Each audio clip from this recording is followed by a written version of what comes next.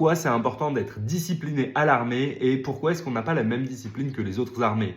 Alors pour moi, il y a deux modèles principaux d'armées dans le monde. On a le modèle américain très carré, très strict et le modèle européen beaucoup plus chill. Et après, on a les Chinois, ils sont un petit peu à part, ils sont un peu comme les Américains aussi. Mais ça, tu le vois très clairement quand tu vas dans d'autres pays. J'ai eu la chance de partir en mission en Colombie, en Amérique du Sud, et quand j'y étais, j'ai clairement vu la différence. Là-bas, tu rigoles pas. Là-bas, tout est hyper carré. Tu peux pas t'amuser à faire des bêtises. Et les mecs, ils ont pas de vie. C'est toujours très carré. En France, c'est pas du tout pareil.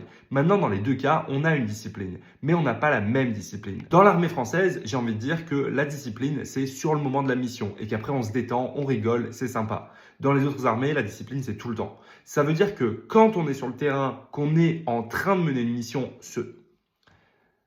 ça veut dire que dans l'armée française, quand on est sur le terrain en train de mener une mission, on est à fond, à 200%. Il n'y a pas de blague, on fait les choses bien. Par contre, une fois que la mission est terminée, une fois que tout est bon et qu'on est en sécurité, là, on peut se permettre de déconner. Et là, on rigole et là, c'est beaucoup plus chill. Dans les armées sur le modèle américain, c'est assez différent. Et ça reste quand même très strict tout le temps. Et ça se voit pendant les classes. Pendant les classes, là, tu l'as vu sur la vidéo, les Chinois, ils ont des petites épingles pour ne pas bouger d'un fil. Bah, tu as la même chose au Pérou, en Équateur ou encore en Colombie. Pendant les défilés, on met des épingles pour que les gens ne bougent pas d'un fil parce qu'en fait, s'ils bougent, potentiellement, ils peuvent se blesser, saigner, mais déjà, ils vont avoir mal. Donc, tu ne t'endors pas.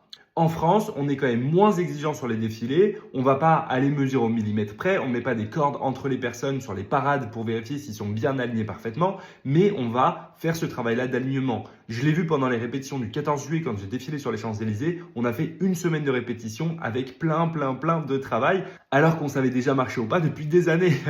La discipline, c'est ce qui permet à l'armée de bien fonctionner, d'être efficace sur le terrain. Alors oui, dans tous les cas, si tu deviens militaire, il y aura de la discipline.